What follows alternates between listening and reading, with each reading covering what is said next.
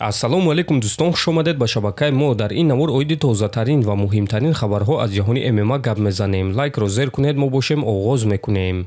тобовии ҷангори вазни сабуки UFC Дэн Хукер гуфт ки барои чӣ муҳориба зидди Арман Царукянро қабул кард. биёед суханҳои Дэнро гӯш мекунем. ман медонистум ки ягон кас бо ӯ ҷангидан намехоҳад. ман медонистум ки ягон кас ба ин риск рафтан намехоҳад. ин яке аз ҳама муҳорибаҳои вазнин аст ва ман дигар ҷангваронро гунаҳгор карданӣ нестам барои оне ки онҳо роҳи осонтар мекобанд. лекин ман чунин рафтор намекунам. ман бо роҳи аз ҳама вазнин рафтан мехоҳам. ман медонам ки агар ӯро шикаст диҳам, пас бо кафолат яке аз довталабон барои камарбанд мешавам, гуфтааст Хукер. хотиррасон мекунем ки муҳориба байни Дэн Хукер ва Арман Царукян рӯзи 22 ноябр дар турнири UFC Fight Night дар Қатар баргузор мегардад ва муҳорибаи асосии ин турнир хоҳад шуд. шахсоне ки хунукзадагӣ доред, зуд пешоб мекунед, пас ширкати шифофармо ба шумо ин асали гиёҳӣ бо номи паҳлавонро тавсия медиҳанд ки ҳамаи ин мушкилиҳоро бартараф мекунад. ҳамчунин ин асал тестостерони шуморо баланд карда гардиши хунро хуб мекунад ва аз ҳама муҳим, ин асал танҳо аз гиёҳҳои табиӣ тайёр шудааст ва дар таркибаш ягон гуна химикат надорад. барои заказ кардани ин асал ё барои маълумоти бештар ба рақамҳои дар рӯи экран буда занг занед ва мутахассисони ширкати шифофармо дар ҳамаи саволҳои шумо ҷавоб дода ин асалро ба ҳама шаҳрҳои Русия ва Тоҷикистон доставка мекунанд.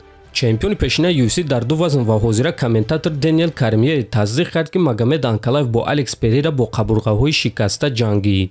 Магомед Анкалаевро дар ҳақиқат осеб дошт. ин дурӯғ ва баҳона нест. пеш аз ҷанг ман навореро дидам ки дар қабурғаҳои ӯ укол карданд то ин ки Магомед ба ин муҳориба баромада тавонад. ӯ чанд ҳафта тамрин карда наметавонист, танҳо кардио мекард ва зарбазанӣ осон мегузаронид, гуфтааст Корьме. хотиррасон мекунем ки Магомед Анкалаевро дар реванш зидди Алекс Перейра дар якум раунд шикаст хӯрд ва аз рӯи баъзе маълумотҳо дастаи Магомед зид буданд ки Магомед ба муҳориба барояд, аммо худи Анкалаевро қарор баровард ва ба муҳориба бо ин осеб баромад. тобови ҷангори вазни сабуки UFC Матеуш Гамрод омода аст ки бо ғолиби муҳорибаи Царукян ва Хукер муҳорибаи довталабӣ гузаронад. ман фикр мекунам ки ғолиби муҳорибаи мо бояд ки бо ғолиби муҳорибаи Царукян ва Хукер вохӯрад ва ин муҳориба барои довталаби рақами 1 шудан аст. фикр мекунам ки Топурия муҳорибаи навбатии худро зидди Гейҷи ё ин ки Пимблед мегузаронад ва бо тариқи нокаут ғолиб мешавад. аммо бошем вақти кофӣ дорем то ин ки муҳорибаи довталабӣ гузаронем, гуфтааст Гамрод. ногуфта намонад ки аллакай рӯзҳои истироҳатӣ меомадагӣ, аниқтара шаби 11 ба 12 октябр Матеуш Гамрод зидди Чарлз Оливейра муҳориба мегузаронад ки муҳорибаи онҳо муҳорибаи асосии турнири UFC Fight Night дар Бразилия мешавад. ва чӣ гуна ки мебинем Гамрод мегӯяд ки ғолиби муҳорибаи онҳо бояд ки зидди ғолиби муҳорибаи Царукян ва Хукер ҷанганд, лекин худи Арман Царукян бошад тамоман дигар нақшаҳо дорад.